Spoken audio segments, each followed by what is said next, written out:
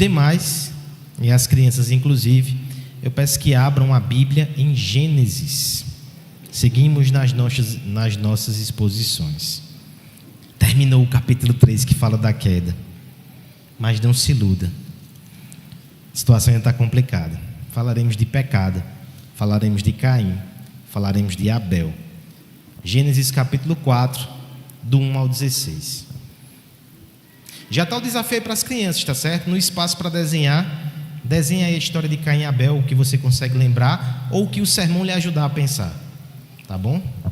Cuidado para não fazer uma imagem muito violenta, tá certo?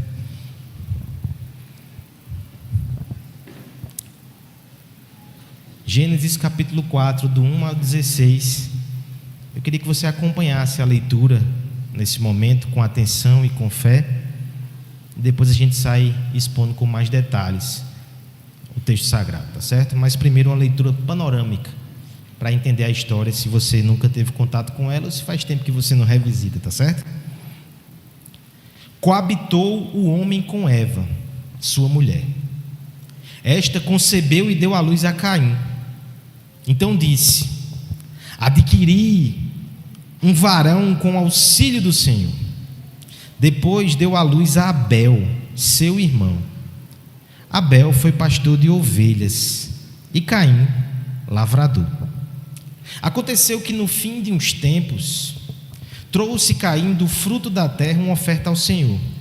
Abel, por sua vez, trouxe das primícias do seu rebanho e da gordura deste. Agradou-se o Senhor de Abel e de sua oferta, ao passo que de Caim de sua oferta não se agradou. Irou-se, pois, sobremaneira Caim e descaiu-lhe o semblante. Então lhe disse o Senhor: por que andas irado? E por que descaiu o teu semblante? Se procederes bem, não é certo que serás aceito? Se todavia procederes mal, eis que o pecado jaz à porta. O seu desejo será contra ti, mas cumpre dominá-lo. Diz Caim a Abel, seu irmão: vamos ao campo. Estando eles no campo, sucedeu que se levantou Caim contra Abel, seu irmão, e o matou. Disse o Senhor a Caim: onde está Abel, teu irmão? Ele respondeu: não sei. Acaso sou eu tutor de meu irmão? E disse Deus: que fizeste? A voz do sangue do teu irmão clama da terra a mim. És agora, pois, maldito por sobre a terra, cuja boca se abriu para receber de tuas mãos o sangue do teu irmão. Quando lavrares o solo, não te dará ele a sua força, serás fugitivo e errante sobre a terra. Então disse Caim ao Senhor: é tamanho o meu castigo que já não posso suportá-lo. Eis que hoje me lanças da face da terra e da tua presença e de esconder-me. Serei fugitivo e errante pela terra. Quem comigo se encontrar me matará.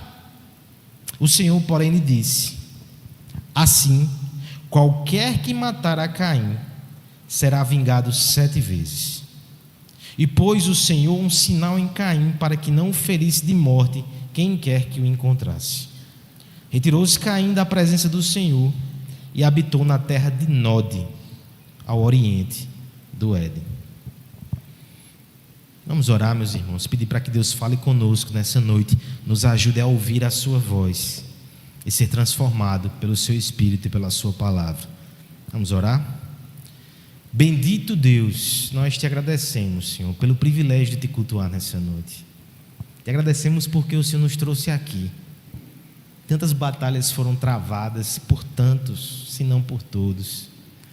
Mas o Senhor nos permitiu começar a semana na tua presença. Que privilégio, Senhor.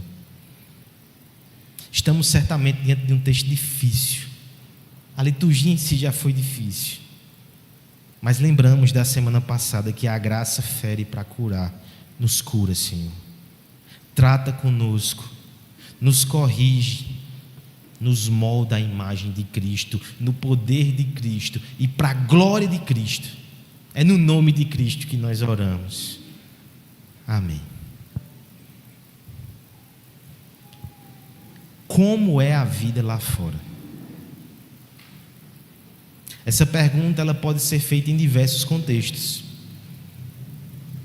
Essa pergunta pode estar no lábio dos personagens mais diversos. Como é a vida lá fora? Se você for muito criativo, sua resposta pode ser bem extrema. Imagine um astronauta, alguém que se preparou por anos para desbravar o universo. E à medida que chega o dia em que ele vai sair em expedição, ele começa a pensar na imensidão da galáxia. Como é a vida lá fora? O que é que o espera? Quais são as belezas que ele vai encontrar? Como é que ele vai lidar com o frio do universo? Como é a vida lá fora? Se você não for tão longe, você pode pensar em outro personagem. Talvez um casal que está se preparando para uma viagem para a Bélgica. Ou então, um caso mais extremo, alguém que de fato vai morar no estrangeiro, imigrantes.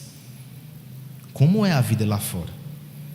O que os espera nesse novo cenário, nessa nova geografia, os novos relacionamentos, os novos desafios, os perrengues chiques. Como é a vida lá fora? As crianças podem imaginar, geralmente elas imaginam coisas maiores, mas eu queria propor coisas menores aqui. A criança que sempre foi cuidada e protegida pelos pais na redoma do seu lar, e nas poucas vezes que saiu para fora, mas não sai não esse menino, saiu protegido pela mediação e pela presença dos pais, mas agora ele quer descobrir as experiências de aventurar-se na rua. Como é a vida lá fora? O que é que eu posso viver para além desses portões? Em alguma dessas situações eu acho que você já se encontrou. Astronauta, não sei. Talvez não. Viajantes ou imigrantes. Crianças que querem descobrir o mundo. Mas um dia nós nos perguntamos isso enquanto humanidade. Como é a vida lá fora? Nossos primeiros pais viviam num jardim idílico, onde havia tudo: fartura, suficiência e harmonia. Mas nós vimos semana passada que o status quo foi alterado. Houve uma ruptura na comunhão e as consequências foram severas. Eles foram expulsos do jardim. Como é a vida lá fora? Talvez eu e você pudéssemos ensinar Adão e Eva, porque a gente está aqui faz um tempo. Nascemos fora do jardim, ainda que estejamos voltando para ele. Mas nem sempre nós fazemos a reflexão de forma acurada e devida.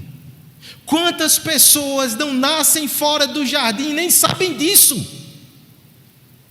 Às vezes projetam perfeição e utopia aqui, fora do jardim. Quantas vezes nós cristãos que já despertamos para essas realidades também lidamos de forma infantil e tola com esse mundo, seja por ignorar o pecado, seja por ignorar a graça.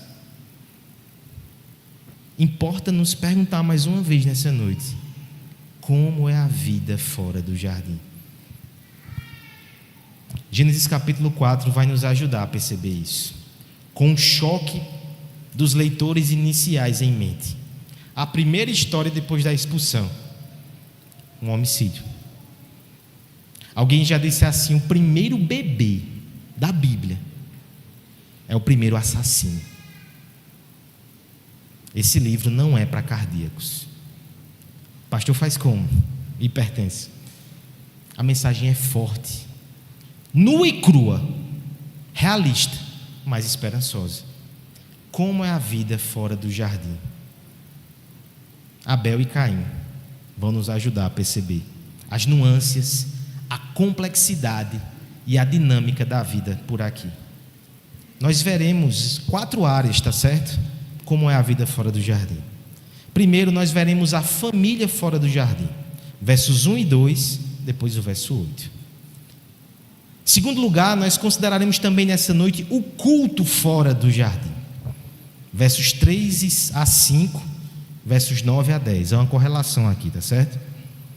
E por fim, veremos o pecado fora do jardim, versos 6 e 7 e versos 11 a 16.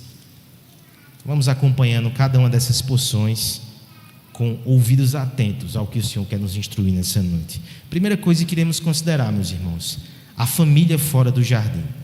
Peço que você me ajude na leitura do verso 1 e 2, depois salta para o verso 8.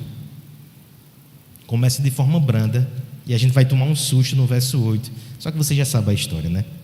Vamos fazer essa leitura em uníssono, verso 1 e 2, depois o verso 8.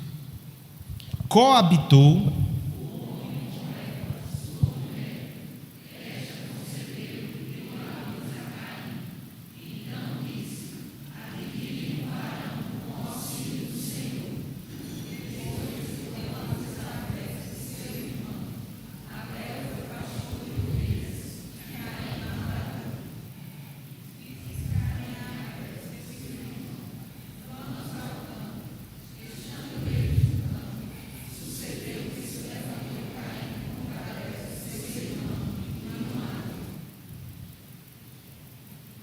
família é um tema universal. Ainda que por vezes nós percebamos agendas contrárias, agendas que tentam distorcer o conceito de família, não deixa de ser um apelo universal. Todos querem ter um lugar para voltar. Todos querem pessoas para conviver e para amar. Todos querem um núcleo de aceitação.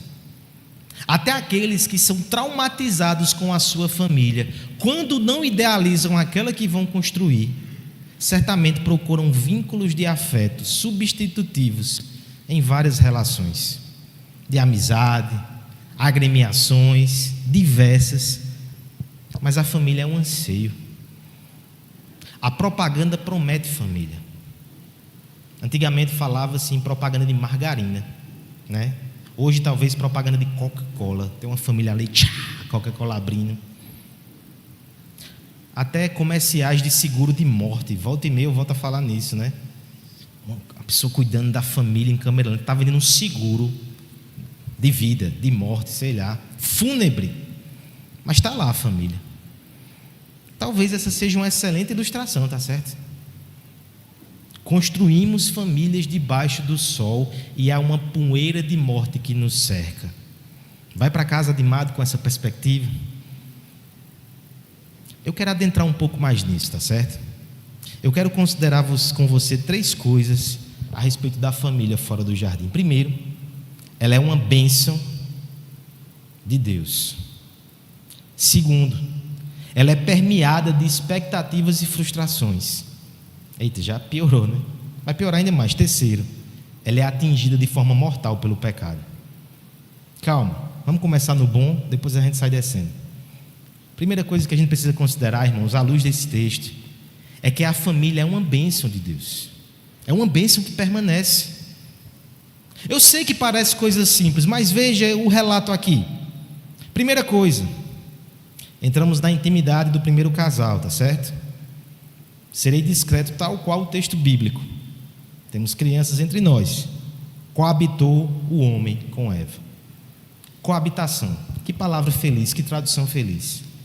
Nos mostra que essas relações de intimidade, o grupo do diácono Fábio no discipulado de casais, decolar voo e analogias semelhantes, elas são dadas nesse contexto de pessoas que coabitam, que dividam a casa, que dividem a vida. Olha o propósito de Deus aqui sendo mantido, mesmo fora do jardim. Mas eu acho ainda melhor a tradução mais literal, que algumas versões usam, não sei se é o caso da sua.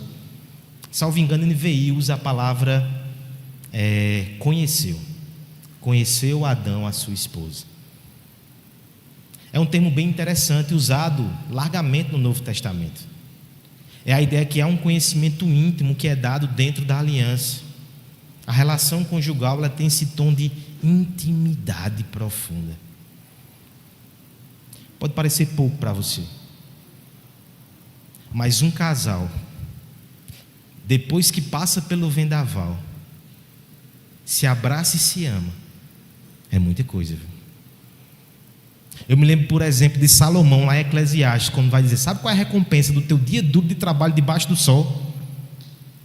É chegar em casa, comer a tua comida, tomar o teu vinho e aproveitar a vida com a mulher que Deus te deu.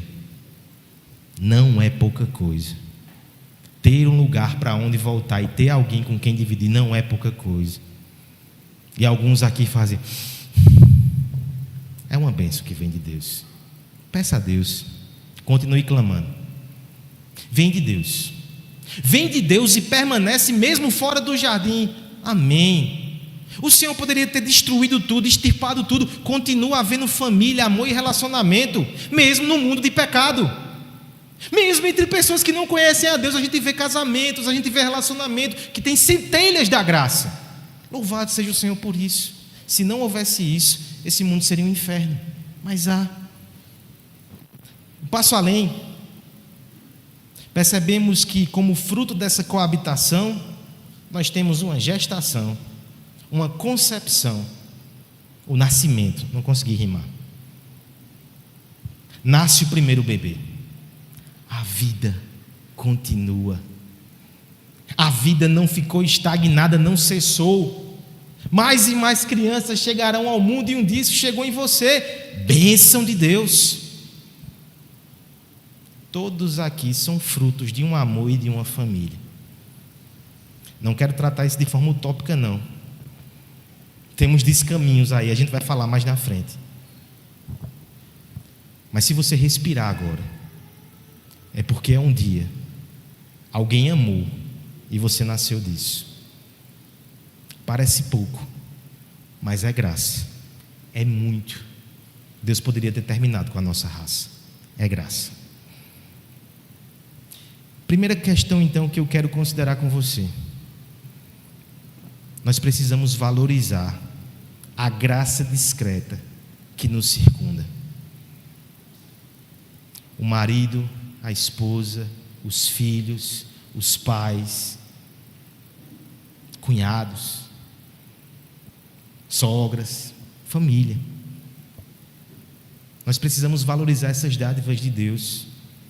O pecado tem potencial para destruir todas essas coisas.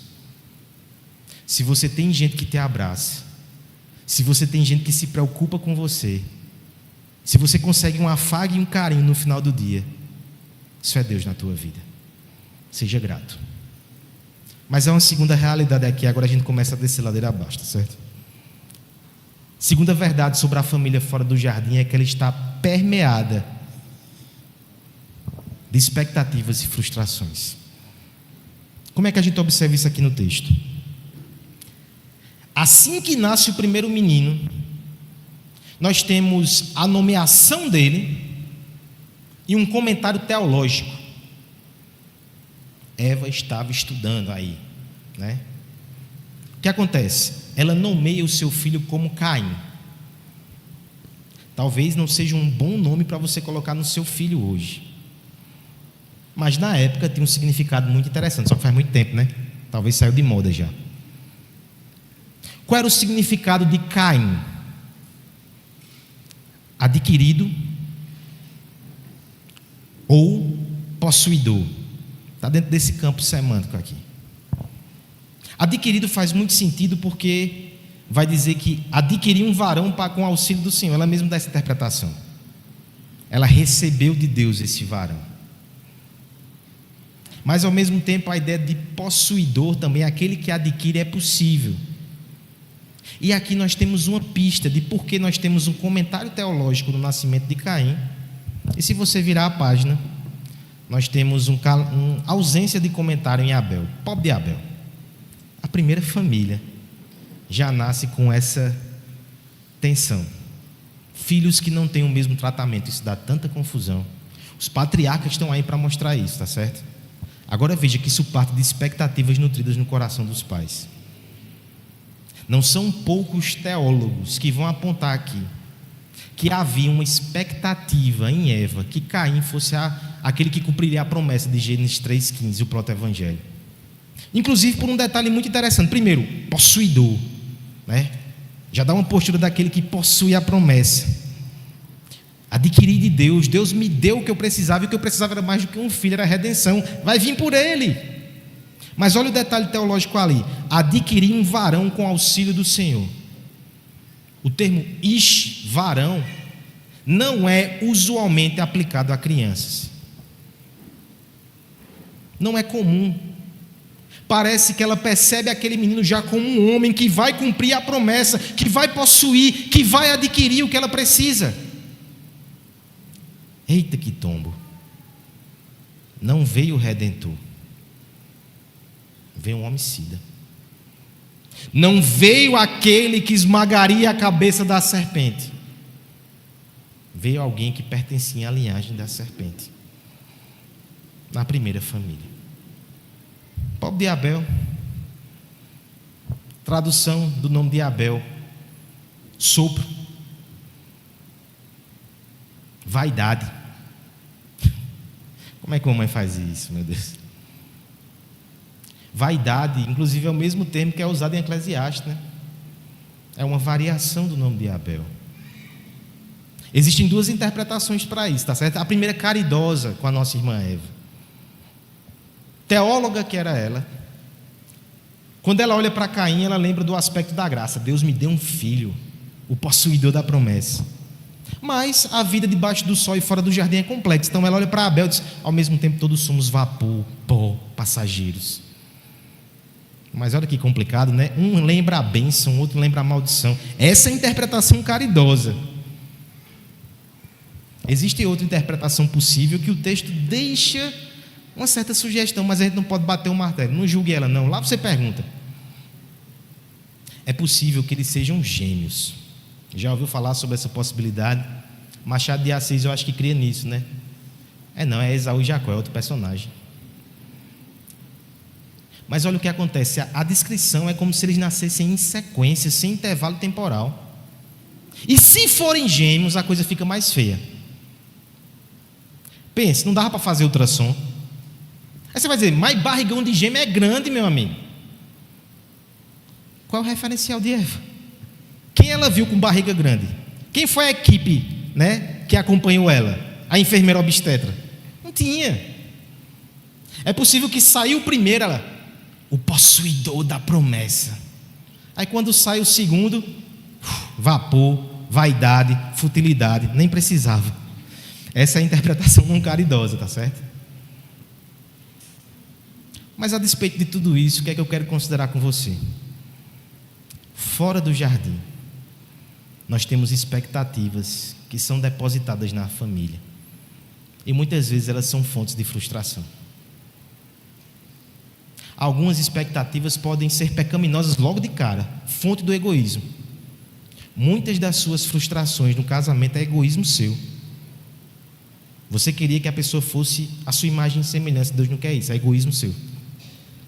Muito das nossas tensões com os filhos são egoísmo nosso, está errado pela raiz. Ou então com os pais. Agora existem outra série de expectativas e frustrações que não são pecaminosas a priori. Elas podem revelar anseios redentivos da nossa alma. Veja se não é isso que acontece com Eva. Ela tinha anseios de redenção. Ela queria apropriar-se da promessa. Só que ela depositou isso sobre os ombros de alguém que não estava habilitado para cumprir essa expectativa. Cuidado, isso pode ser um risco para a sua família também. Maridos e esposas que querem que o seu cônjuge satisfaça o seu coração completamente, elimine todo o sofrimento e decepção. E é Jesus, Pais que esperam que os seus filhos cumpram todas as realizações e anulem todas as feridas e traumas que você tem no passado. Você está querendo um salvador, não um filho, não. Fora do jardim a gente pode fazer isso com a nossa família, tá certo? Estejamos vigilantes quanto a isso. Mas há um degrau a ser descido ainda. Última verdade sobre a família fora do jardim. Ela foi atingida de forma mortal pelo pecado. Com isso eu não quero dizer que a família vai morrer. Vai não. Ainda que o mundo se levante contra ela, o Senhor, Ele criou a família e é o Senhor que vai sustentar a família.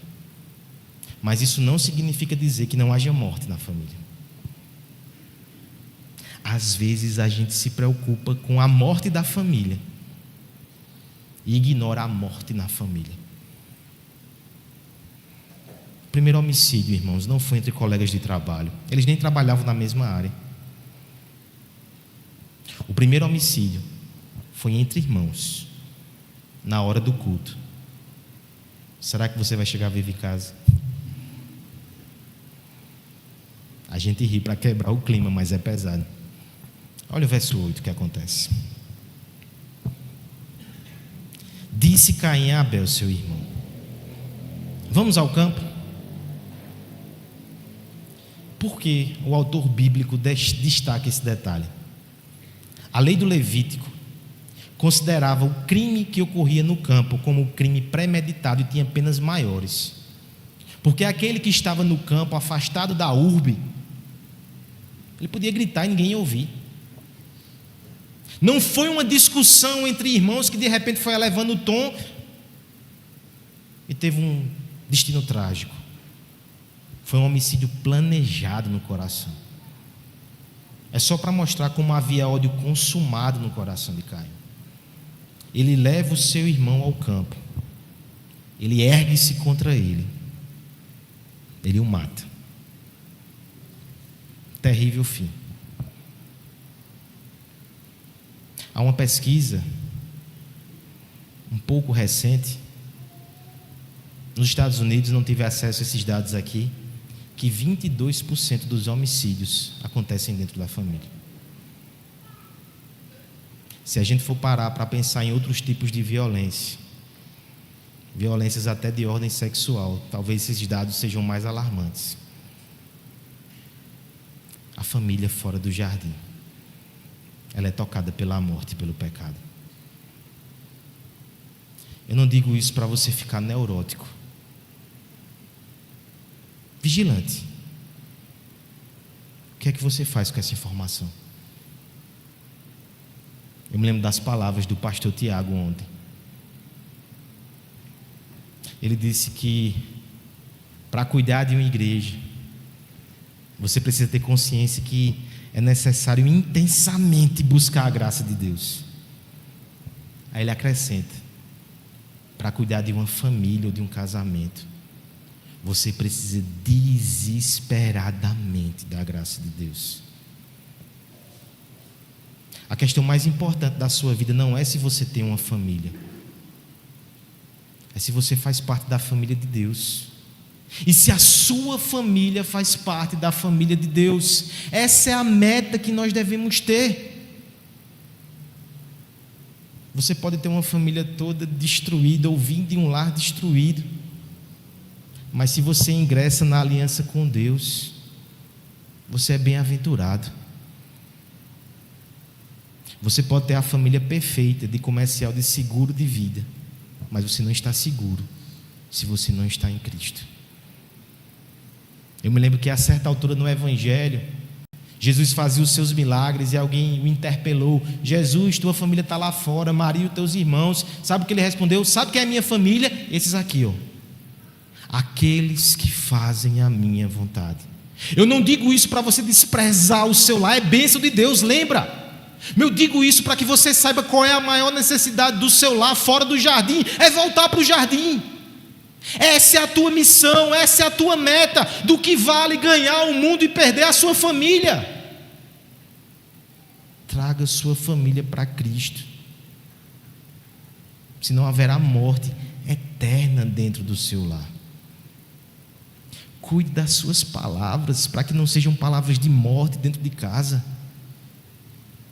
Cuide do seu coração, para que não haja um homicida sendo incubado dentro de casa. Que haja graça, que haja evangelho, que haja cuidado, que haja cruz, que haja salvação na sua casa. É assunto muito sério. Fora do jardim, precisamos de Cristo. para que a nossa família seja salva. Segundo aspecto que eu quero considerar com você da vida fora do jardim é o culto fora do jardim. Versos 3 a 5, depois versos 9 e 10, tá certo? 3 a 5, 9 e 10. Me ajudem, por favor, com essa leitura. Aconteceu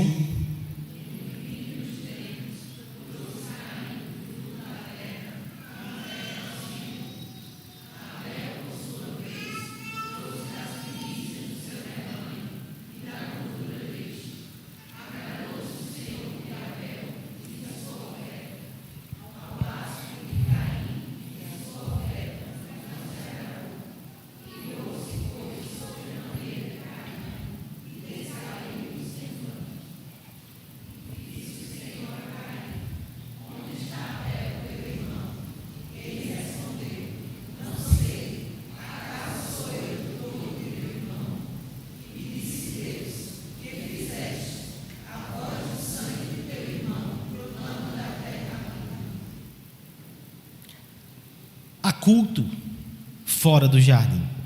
Há culto dentro do jardim, perdeu o trocadilho. Mas há diversos cultos aí por fora. Você pode escolher a sua preferência. Não estou recomendando que o faça, tá certo? Mas há cultos mais dinâmicos. Vimos aqui quinta-feira, né? Cultos dinâmicos e alegres. Há cultos mais solenes e litúrgicos. Cultos mais espontâneos ou caóticos.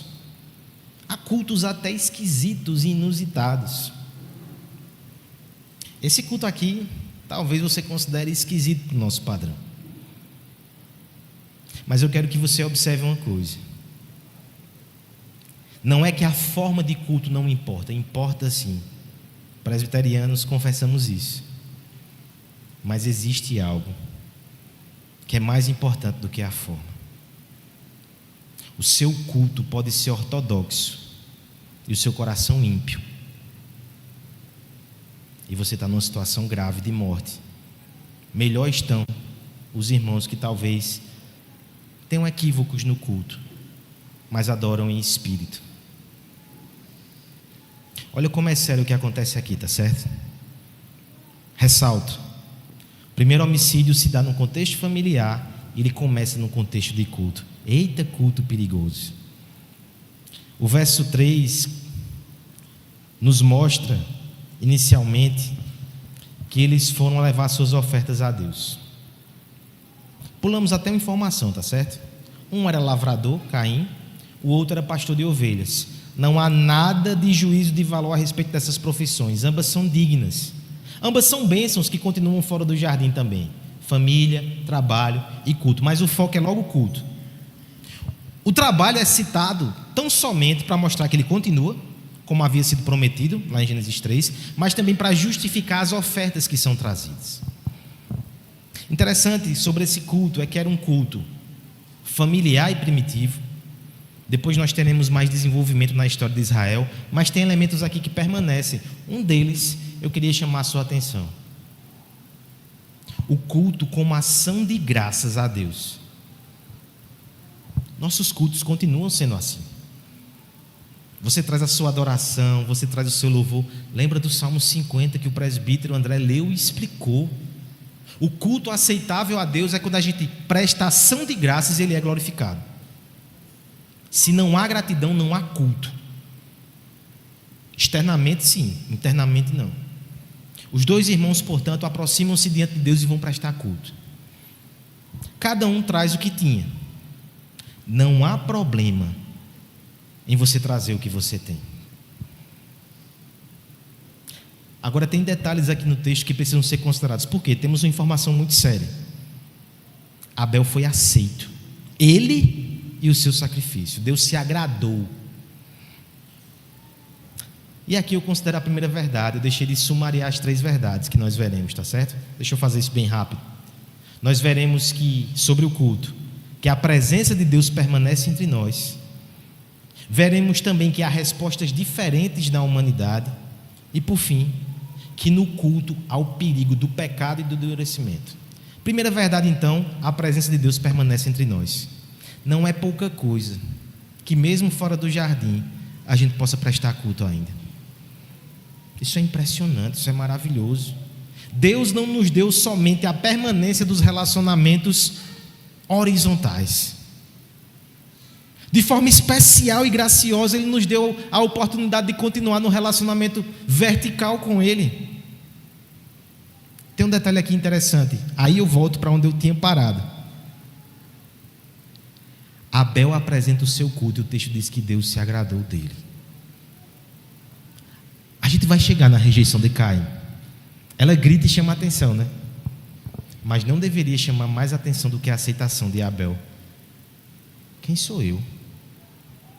Quem é você? Você consegue dimensionar o privilégio de estar aqui nessa noite? Na presença do Rei dos Reis? Quem sou eu? Quem é você? Você consegue dimensionar o privilégio de entrar por essas portas e não ser consumido por causa dos nossos pecados?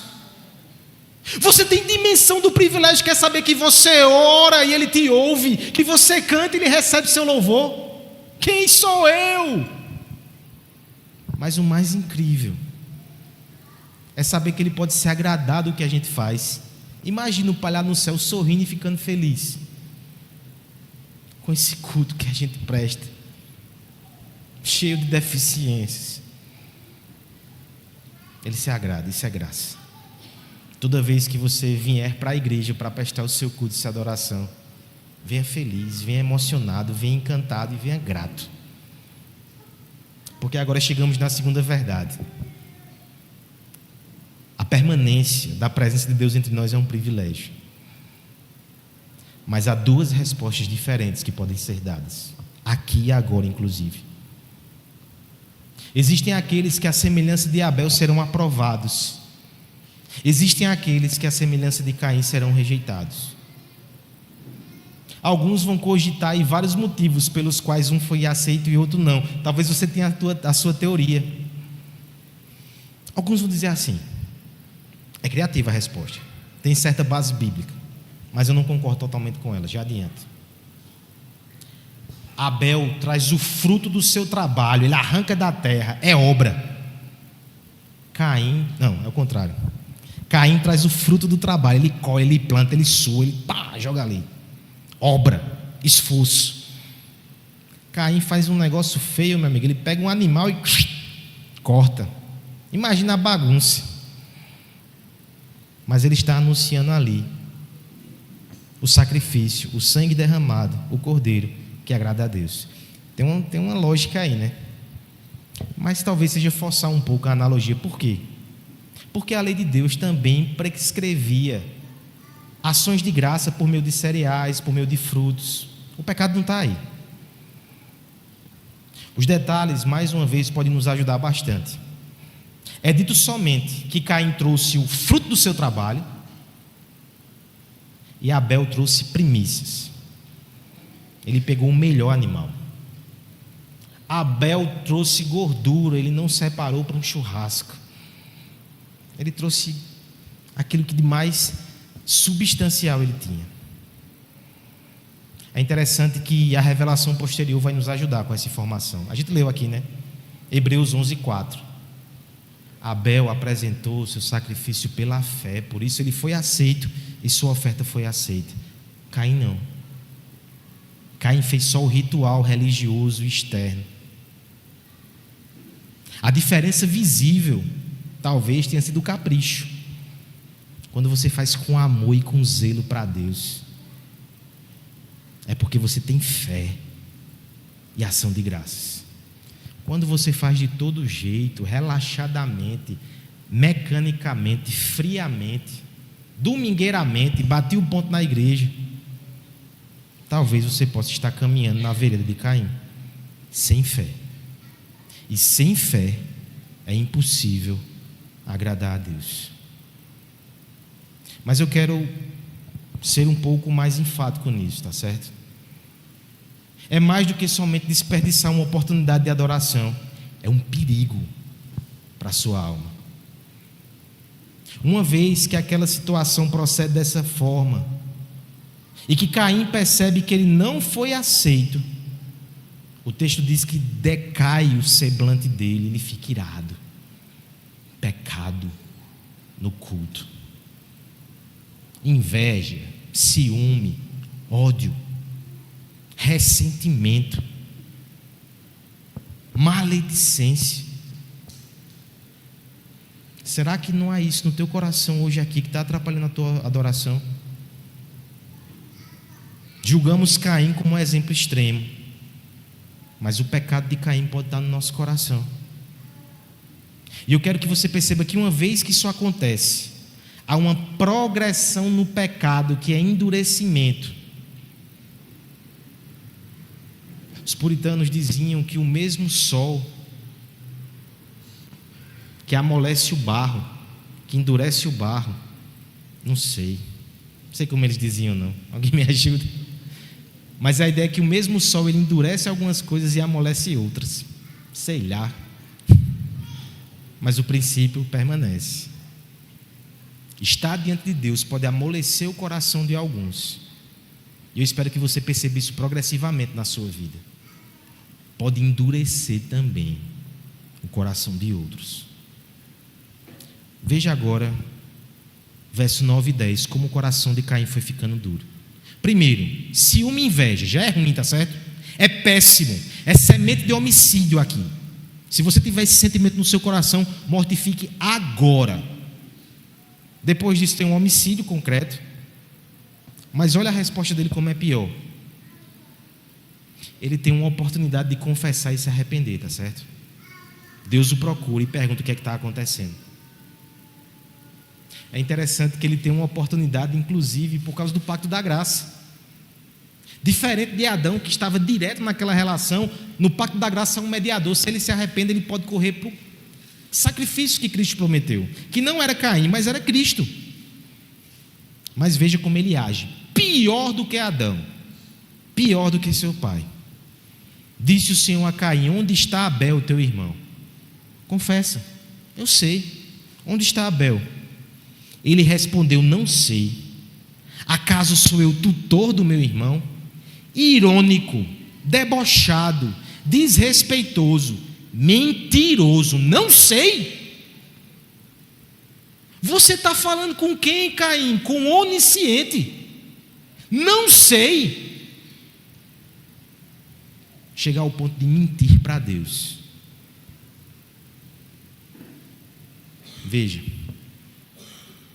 Veja a advertência do Senhor. Que fizeste? A voz do sangue do teu irmão clama contra você. Num culto nós esperamos que a voz que se erga seja a voz da adoração, né? Mas o culto de Davi e Caim terminou com a voz da condenação. O sangue de Abel clama até o céu. Deixa eu ser muito enfático com você aqui nessa noite. Cada culto que você entra aqui, oculta e não confessa o seu pecado, alimenta maldade, maledicência, inveja e ódio no seu coração. Você dá um passo na direção de pecados ainda piores e de maldições ainda mais terríveis. Mude a sua direção. Confesse. A graça nos provê um mediador. Você pode correr para Ele. Você pode correr para Jesus e se abrigar nele. O seu culto pode ser um culto de ação de graça, porque Cristo te libertou do pecado, porque Cristo venceu o pecado no seu coração, porque Cristo é o teu libertador, porque você está se refugiando em Jesus. Corra para Jesus hoje de novo, se você já é crente, e corra pela primeira vez se você não é. Mas não saia daqui com o coração mais endurecido. Eu clamo, não endureça o seu coração. Saia quebrantado, saia compungido, saia penitente, saia dependente. O culto pode ser muito perigoso, pode ser a sua salvação. Cristo está aqui. Não o despreze, não o menospreze, não o ignore. Ele é o Redentor que você precisa e não Caim. Último aspecto. Se já estava pesado, a gente vai arrochar um pouco mais antes de terminar, tá certo? Consideramos a família fora do jardim. Consideramos o culto fora do jardim. Vamos considerar agora o pecado fora do jardim.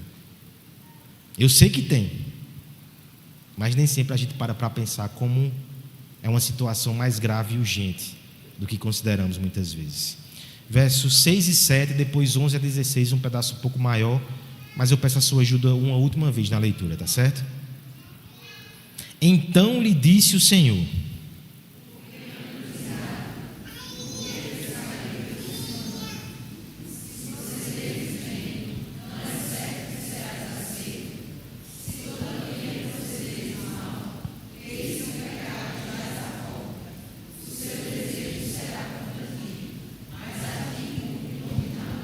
verso 11 a 16 agora, irmãos.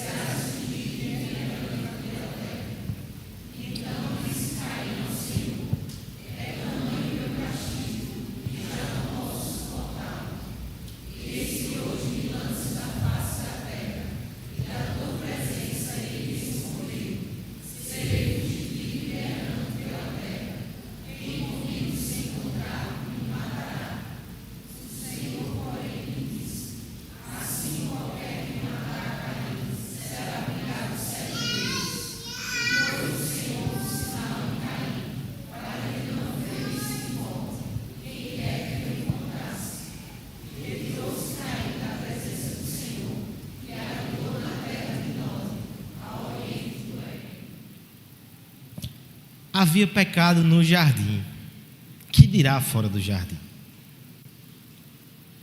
Mas nós precisamos ir além do óbvio, tá certo?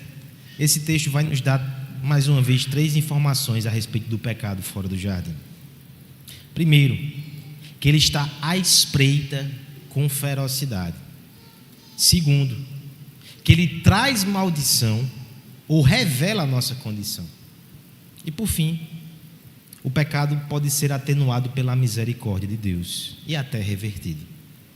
Primeira coisa, o pecado está à espreita com ferocidade. É isso que vai ter na interação inicial de Deus com Caim. Por que caiu o seu semblante? Por que caiu Caim? Caim, por que caiu? Caiu Caim? Por que seu semblante está assim? Caiu, não foi, Ágata? Ele dá uma oportunidade a Caim. Se procederes bem, não serás aceito. Não fica com inveja do teu irmão, não. Faz como ele fez. Preste o teu culto com fé. Você vai ser aceito. Deus está dando uma oportunidade a ele, né?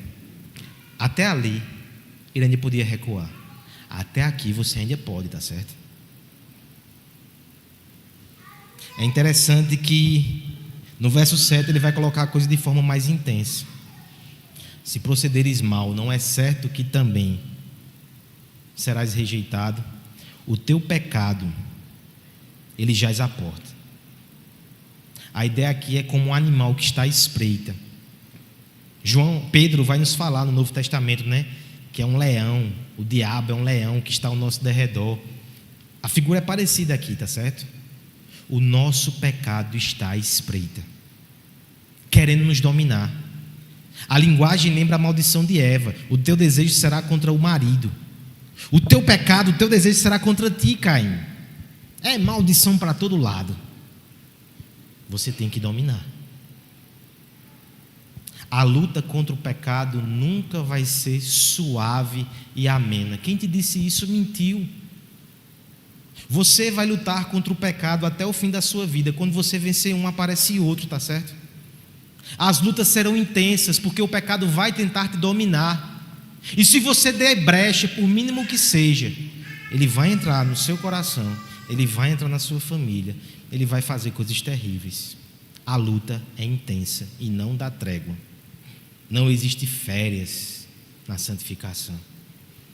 Quando a gente relaxa, inclusive, é pior. Deve haver uma santa tensão. Todos os dias você tem que recorrer à palavra em oração e pedir para Deus examinar o seu coração. Todos os atos, Todas as decisões, todas as emoções precisam passar pelo crivo da palavra, porque senão a gente peca. O pecado está ali à espreita, com ferocidade, pior do que no jardim. Porque agora somos caídos e corrompidos. A luta é muito mais intensa, pior do que no jardim. A gente vê isso aqui acontecendo. Segunda coisa, o pecado nos amaldiçoa ou revela a nossa condição. Há um detalhe muito interessante aqui no texto que eu quero considerar com você. O verso 11, seguindo aí a sentença de Deus para Caim, vai dizer: és agora, pois, maldito sobre a terra. Por que isso é forte? Porque Deus está dizendo que um homem é maldito. Ele não tinha dito isso antes. Adão e Eva não foram considerados malditos. Volte no texto e vá conferir isso. A terra foi amaldiçoada, Adão e Eva não. Eles sofrem com os efeitos da maldição, mas amaldiçoado diretamente nessa relação tão terrível eles não são. Caim é. Por quê, irmãos? Porque Caim, ele é da família da serpente. Essa é a triste realidade. Ao mesmo tempo que o pecado traz maldição, o pecado também revela a maldição. Todo homem sem Cristo está debaixo dessa maldição. Talvez você não perceba. Talvez ela seja discreta. Cuidado para que você não perceba somente no último dia que você estava na fila errada. Perceba, rejeitar advertências, fazer pouco caso de Deus, orgulho, obstinação, isso tudo pode revelar um coração que procede da serpente e não da semente da mulher. Foi o que Caim fez. Endurecimento e progressão no pecado. Você é advertido, você é admoestado, mas você só vai piorando. Cuidado. Esse progresso pode indicar uma estrada de maldição. Mas eu não quero terminar com maldição não, tá certo? Eu quero terminar com a misericórdia de Deus que atenua e até reverte os efeitos da maldição. Como é que ela é atenuada em primeiro lugar aqui? Caim agora deixa de ser o algoz e vira vítima. O pecado é assim mesmo, né? Não vou suportar isso. Andarei por aí sem ter lugar, ele vai ser errante, o solo não vai dar o seu fruto. É pior do que Adão a sentença. Quem me vê vai me matar porque eu sou maldito. Não vou suportar isso. Primeiro veja, a maior preocupação dele não é que ele vai ser tirado da presença de Deus, são as questões materiais aí, físicas. Descendência da serpente pensa assim. Mas ele faz um clamor. Veja o coração de Deus. Deus marca ele para dizer que ninguém vai o matar. Quem o matar vai ser vingado. Por que Deus faz isso? Alguns vão ter estipulações aí mais legais, né, para que não seja uma barbárie, vingança após vingança. Mas eu creio que não é só isso não, é o coração misericordioso e compassivo de Deus. Mesmo debaixo da maldição, ele ainda atenua os efeitos em Caim. Deus não nos dá segundo nós merecemos.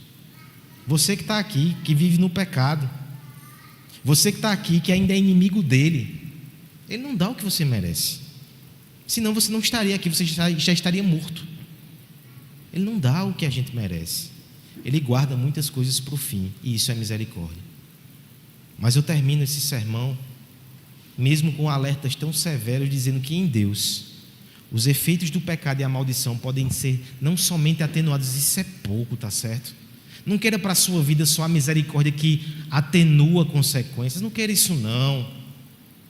Você pode ter mais do que isso.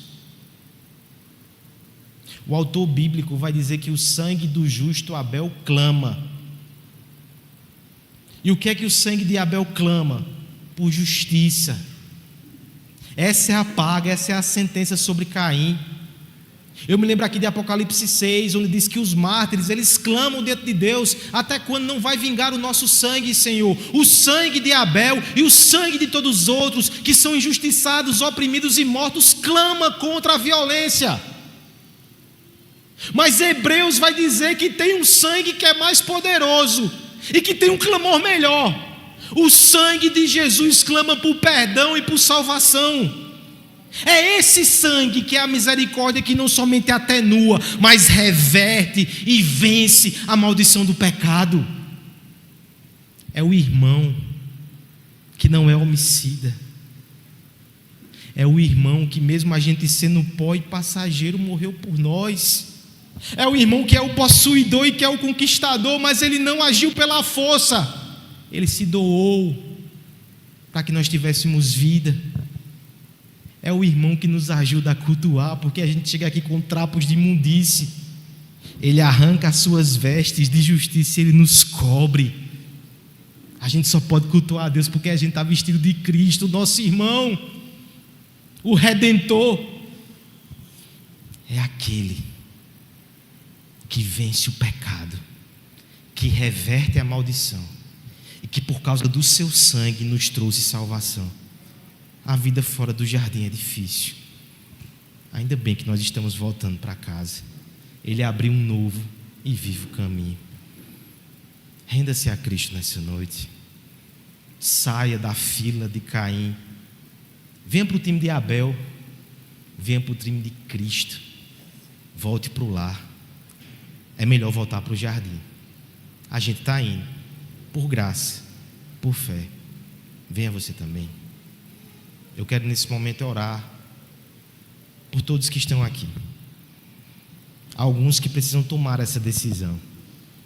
Outros que precisam prestar ação de graças a Deus, porque a misericórdia tem vencido o juízo. Eu quero orar com você. Eu quero agradecer e clamar. Ore comigo. Pai bendito, louvado seja o teu nome, Senhor. Até mesmo em textos duros, até mesmo dentro de realidades difíceis, há uma voz de esperança que clama: Senhor, obrigado, Pai. A nossa parte é corromper e destruir, a tua parte é salvar e consertar. Louvado seja o nome do Senhor. Obrigado por Cristo, o sangue que clama para a nossa salvação. Se tem alguém aqui nessa noite que ainda não tem uma aliança com Jesus, que ele perceba a maldição que está sobre ele, que ele se desespere de si mesmo, mas que ele encontre abrigo, salvação e perdão em Jesus. Que hoje haja salvação entre nós, Senhor. Eu te peço também, Pai, que da multidão daqueles que já amam o Redentor, que já estão vestidos de Cristo, o Senhor possa receber nessa noite uma vez mais culto de ação de graças. Que a nossa vida, que a nossa família, que a nossa santificação, que o nosso culto seja ação de graças ao único que é digno de receber toda a honra e toda a glória pelos séculos dos séculos. Amém. Seja louvado, Senhor. Seja bendito o Cordeiro. Estamos voltando para casa por causa de Cristo. Louvado seja o nosso Redentor. É no nome dele, é por causa dele que nós oramos. Amém.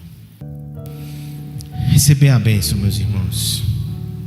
Que a graça do nosso Senhor e Salvador Jesus Cristo, que o amor de Deus, nosso bondoso e poderoso Pai, que as consolações do Santo Espírito estejam com todos nós, povo de Deus aqui reunido, e também com todos os nossos irmãos espalhados sobre a face da terra, hoje e sempre.